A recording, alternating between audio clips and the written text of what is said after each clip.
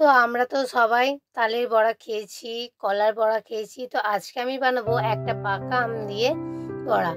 তো কিভাবে বানালাম চলো তোমাদের সাথে শেয়ার করলাম। ভালো লাগলে শেষ পর্যন্ত দেখার অনুরোধ রইল।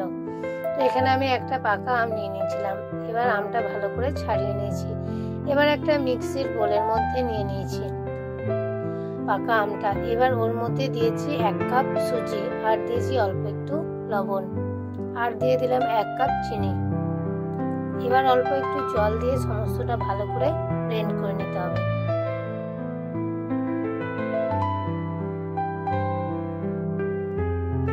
এবার এখানে একটা কাঁচের পাত্র নিয়ে নিয়েছি। এবার সমস্ত মিশ্রণটা ওর মধ্যে ঢেলে দিয়েছি। সমস্ত মিশ্রণটা ভালো করে ঢালা হয়ে গেছে। এবার ওর মধ্যে দিয়ে দিলাম আমি 2 কাপ ময়দা।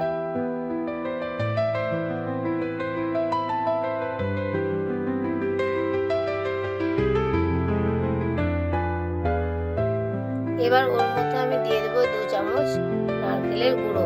তো এখানে আমি নারকেলের গুঁড়ো ইউজ করেছি, তোমরা চাইলে কিন্তু নারকেল কুচিও দিতে পারো। এবার সমস্তটা বেশ ভালো করে মিশিয়ে নিতে হবে। এবার এখানে আমি একটু দুধ দিয়েছি। এখানে অল্প অল্প দুধ দিয়ে কিন্তু সমস্তটা ভালো করে মিশিয়ে নিতে হবে। সমস্ত দুধটা কিন্তু একবারে দিয়ে দিলে হবে না, অল্প অল্প করে দিয়ে ওটা মিশিয়ে নিতে হবে। তো এখানে দেখো সমস্ত মিশ্রণটা বেশ ভালো করে আমার তৈরি হয়ে গেছে। তো আমি এখানে কালো জিরাটা দিতে ভুলে গিয়েছিলাম, তাই শেষে দিয়ে দিয়েছি। এবার ওটা একটু ভালো করে নাড়াচাড়া করে ওটা আমি 10 থেকে 15 মিনিটের জন্য রেখে দিয়েছিলাম।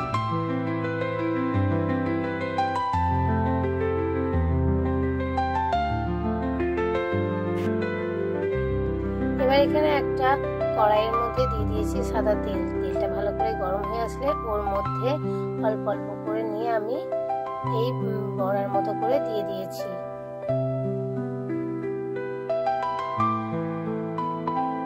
তো এখানে দেখো আমি বেশ অনেক কটাই দিয়েছিলাম।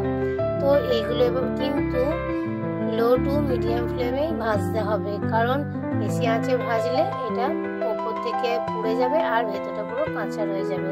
তাই জন্য একটু কম কম করে ওটা ভাজতে হবে। তো দেখো এখানে বেশ খুব সুন্দর করে ভাজা হয়ে গেছে, এপিঠ ওপিঠ খুব সুন্দর করে খড়া খড়া করে ভাজা হয়ে গেছে। এবার একটা পাত্রের মধ্যে তুলে রেখেছি। এবার যে বাকি অংশটা ছিল সেটা কিন্তু একইভাবে দিয়ে দিয়েছি। তো এবার এটাও উল্টে পাল্টে ভালো করে আমি ভেজে নিয়েছি। তো এইভাবেই আজকে আমি এই পাকা আম দিয়ে এই বড়াটা বানালাম। তো যদি ভালো লেগে থাকে বাড়িতে একবার অবশ্যই বানাবে। পাকা আম থাকতে থাকতে কিন্তু একবার বানিয়ে দেখতেই পারো, খেতে কিন্তু দারুণ হয়। তো আজকের মতো ভিডিও আমি এখানে শেষ করছি। চলে আসবো আবার একটা নতুন রেসিপি নিয়ে। তোমরা ততক্ষণ সুস্থ থেকো।